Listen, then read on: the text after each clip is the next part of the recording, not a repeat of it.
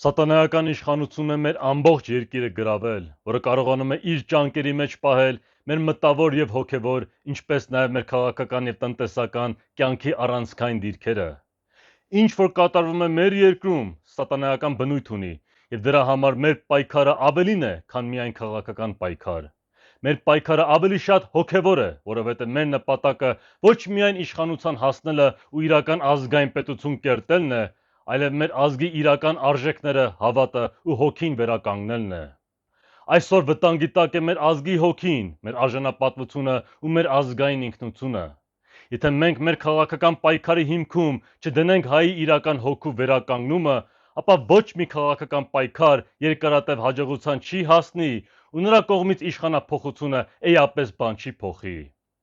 Մեր իրական թշնամին դավաճանությունը, կոռուպցիան կամ անարդարությունը չեն միայն։ Մեր իրական թշնամին նաև հոգևոր ապականումն է, որը թաղել է մեր հայրենակիցների հույսը, պայքարելու կամքը ու պատիվը։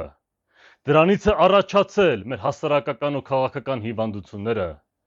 Այդ պատճառով մեր պայքարը նախ եւ առաջ հոգևոր զարթոնքի պայքար է, հետո միայն քաղաքական։